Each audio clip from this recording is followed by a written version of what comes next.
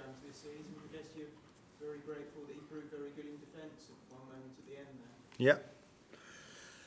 Yeah, I think in the final minutes of the game, we were close, in my opinion, to making the 2-1 because we had a few set pieces. Were constantly around their box. They couldn't actually come out of that situation anymore. But then from one of the set pieces, when we brought in the second phase, we brought the ball in and the goalkeeper catched the ball. I looked up and I saw a player of them completely free at the halfway line. The good thing was from Vedder that he could have thought, it's nothing for me to do anymore. I'm so far away from the situation, but he kept sprinting.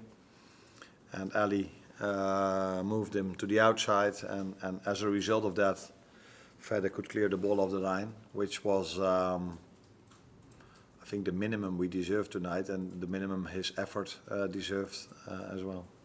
And I mean with that the draw was the minimum we deserved tonight. In terms of the performance overall, were you pleased with it, or were you frustrated with elements of it? A bit of both.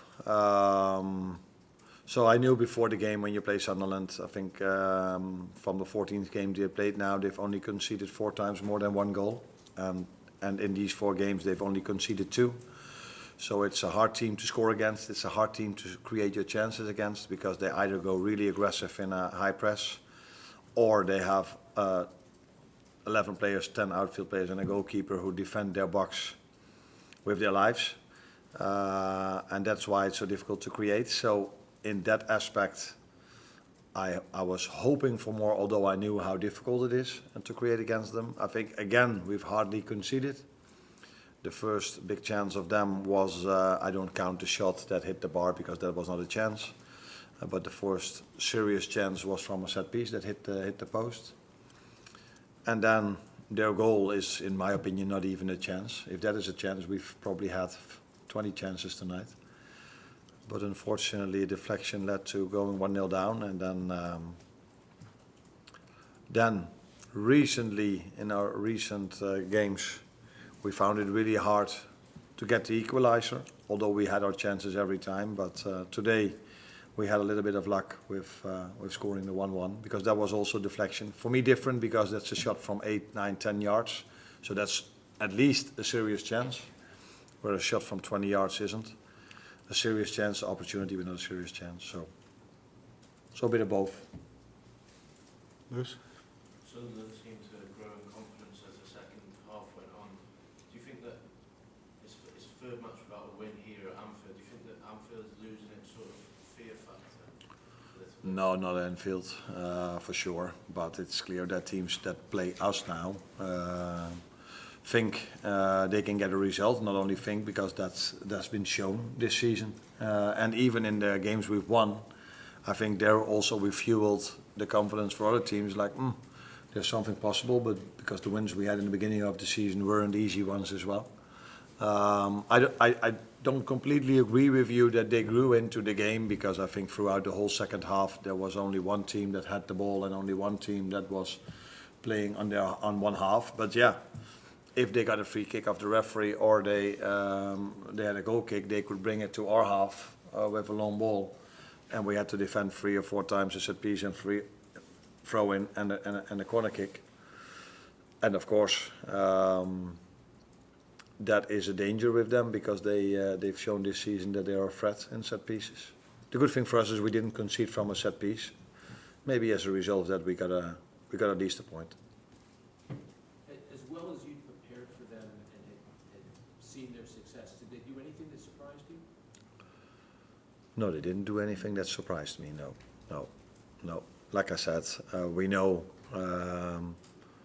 that they can press really high and defend with 11 players around their box, and that is what many teams do in the Premier League. And that's the minimum you need to do, defend with 11 players, because this league has become so strong that it's very hard not to defend with 11 players.